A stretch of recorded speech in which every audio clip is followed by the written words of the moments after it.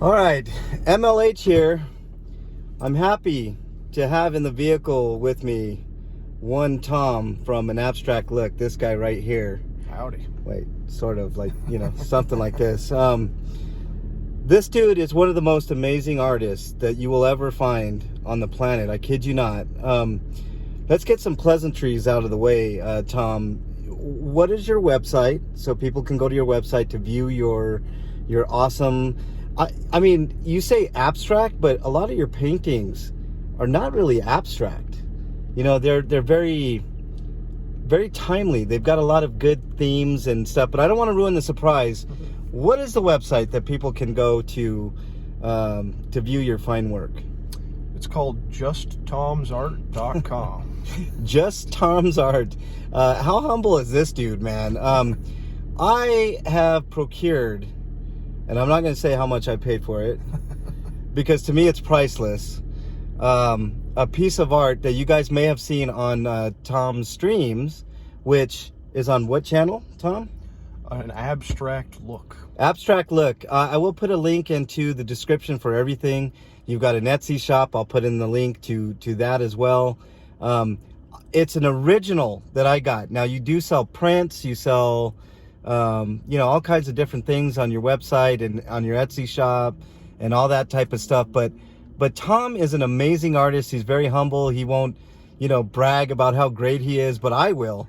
And when I was watching Tom paint the painting that I procured, which I will upload a picture later because it's in the back right now. Here, I'll give you guys a quick preview.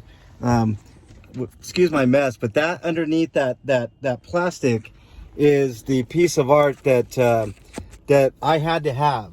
And Tom knows I had to have it because right when he was painting it, I was like, Tom, give me first shot, give me first crack at getting that piece of artwork because I think it's amazing. It's an amazing piece. What did you call this one? You just told me what you called it. Mountainside Ritual. Mountainside Ritual. And nobody can have it but me because I bought it, motherfucker, so don't try. And I'm not selling it to nobody. I know people are going to be asking me to buy this piece of artwork, Tom. So I'm not selling, just to let everybody know. But you can buy original prints on his Etsy. I did see some for sale on there, did I not? Some originals. Yep. But if you guys are in a money crunch and you want to buy prints, make sure you do so because he's got some amazing work. And I mean, I just can't tell you guys how great Tom's work is. There's a lot of darkness in this man's mind that you would not expect. You would expect happy little clouds like Bob Ross, right? Coming from Tom. But I'm telling you guys, this guy's artwork is fantastic. If you like the darker edge of art, some abstract concepts, but a lot of it is just wonderful. Check it out, Etsy. His YouTube channel's going strong, and we're gonna get you more subs on that, by the way, Tom, because I think your art needs to get out there more, man. But let's talk about your art in general. How do you grab the concepts for a lot of your artwork, Tom? Well, it differs depending on what piece I make. So sometimes I'll be driving down the road, maybe a little fast. I'm listening to some music, and I catch an idea in my head as I'm driving, just from the pure adrenaline, and then I work from there. Or I'll be like half asleep at night and sort of start to get in that almost dreamlike state, and then get an art idea, and I have a sketchbook next to my bed, and I'll just scribble it out and then fall asleep, and then wake up the next day and start working on it to make the composition better, and then create a piece of art.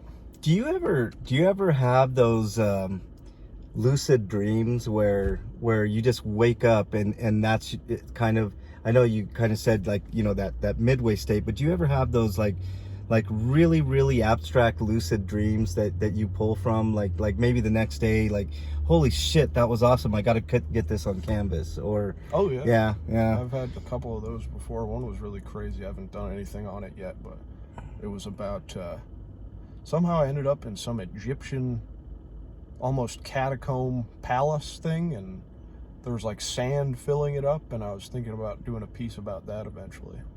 That's awesome, man. um, where, other than the websites that you've had your work in galleries before. What's that experience as opposed to just, you know, selling your own wares on your own website and whatnot? Do you have like I hesitate to say soirees, but you know, like kind of like instances where you invite a bunch of people, and do you have like regular customers that kind of like dig your art and you know, like me, I'm a huge fan. I'm geeking out because Tom's in my car. Can you believe it?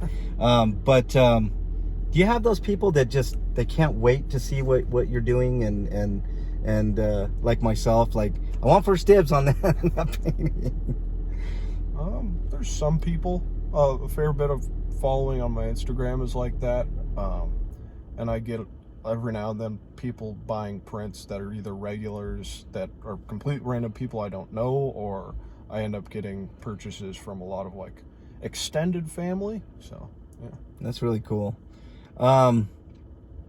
Geez, so much to ask you, Tom. I mean, some of your concepts are really really kind of dark. I mean, is that kind of like your way of thinking? I mean, do you look at the world in kind of like those dark kind of tones that you put on canvas, and that's not necessarily a bad thing, you know? I'm not saying that's necessarily a bad thing, but what I'm trying to get at is, you know, is that kind of how you view the world when you put it to canvas?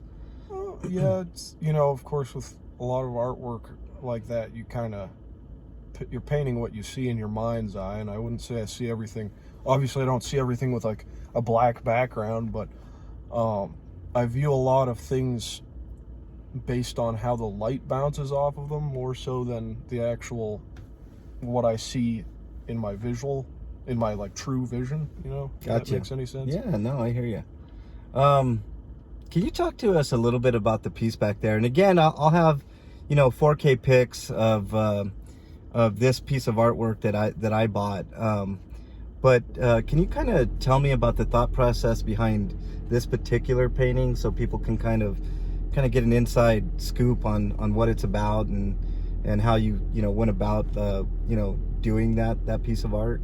Yeah, sure. So it started off as I was shooting to get a more Atlas-esque style thing of a guy holding up a mountain, or a statue-esque thing, but then as I was working through the composition, it sort of changed itself into something different, where it's this massive being blessing or cursing this waterfall coming down into a bunch of bowls, depending on how you view it.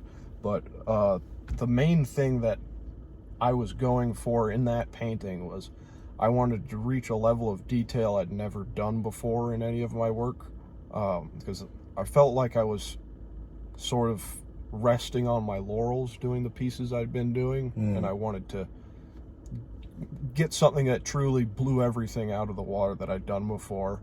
So I wanted to work with almost my entire color palette in some way or another to get something that was visually astounding. Mm-hmm. Well, I think you definitely accomplished that, Tom. I mean, I saw it through a sheet of plastic that you guys saw there.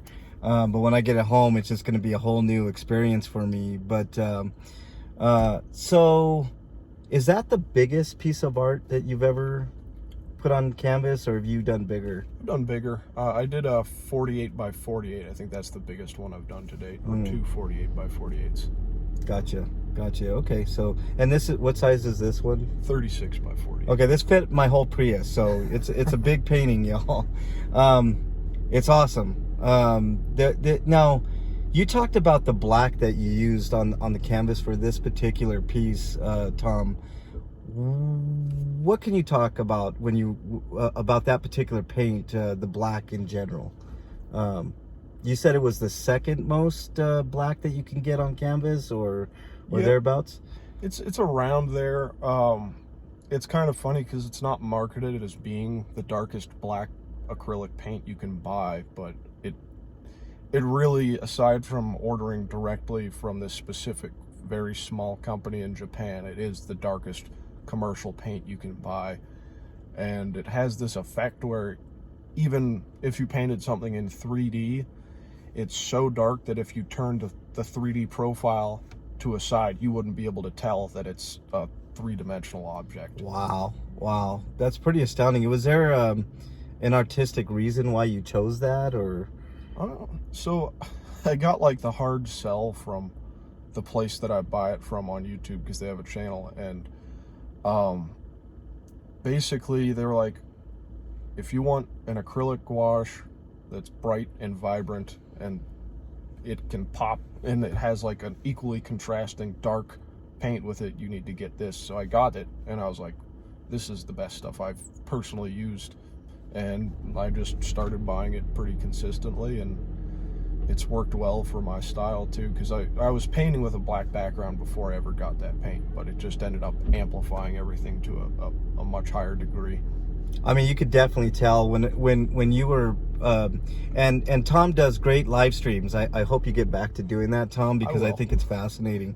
He does live streams where he paints these paintings, and this is where I saw this particular painting.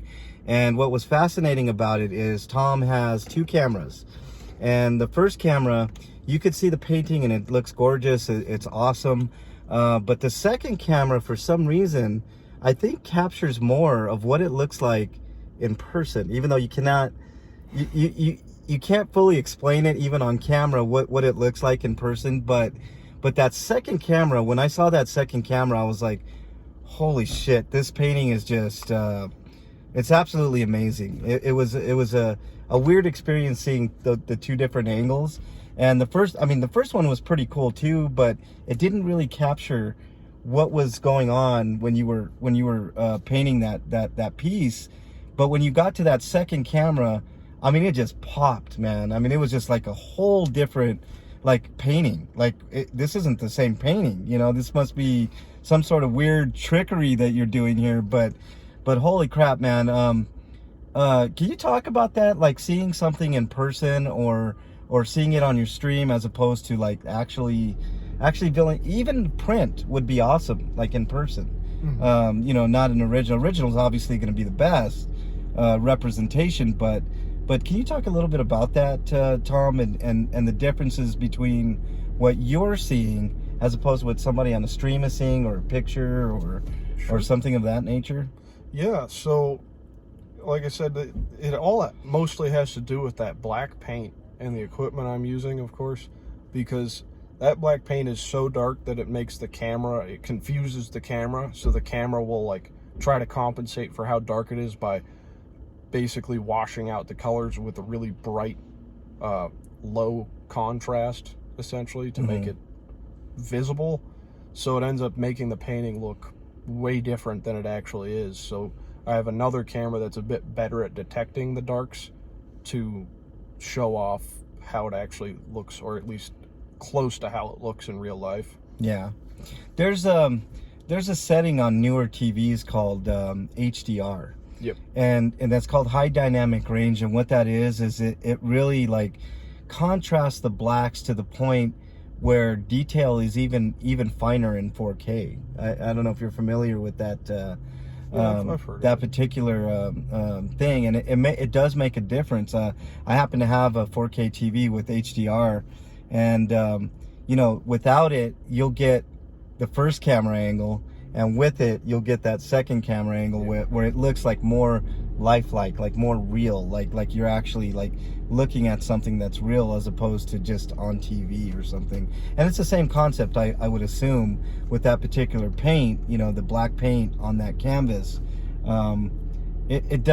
Nothing's gonna do it justice but being in person, but that second camera really did like make it pop and make you feel like wow, this is really cool. So but before we go, Tom, I wanna this is a pretty common question that a lot of people ask, and I'm gonna go ahead and ask it. Like, do you have any advice for aspiring painters or artists out there that are kind of like trying to you know, make their way into the world of art, and you know, other than don't do it because there's not a lot of money in it?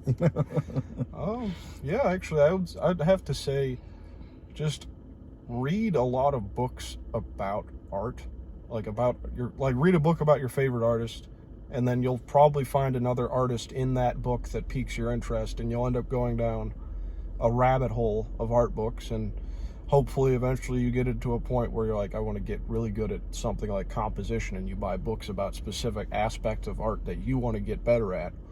And as you keep doing it, you'll look back at the work you were doing before you started this reading journey, and your mind will be blown at how much you've grown as an artist. Sound advice. Okay, again, this is Tom. Abstract Look on YouTube. You can either search it, I'll put the link in the description, but anything you want to say before I end this mini interview, this impromptu interview that I, in the car of all places, I'm in my car, I'm so excited, but anything you want to say before we end this interview, Tom? Well, have a good day. I second that. Have a good day. Stay safe. Make sure you like, share, subscribe, especially to this guy's channel, Abstract Look on YouTube. Look for the links in the description. And with that, we're out. Later, everybody. See you.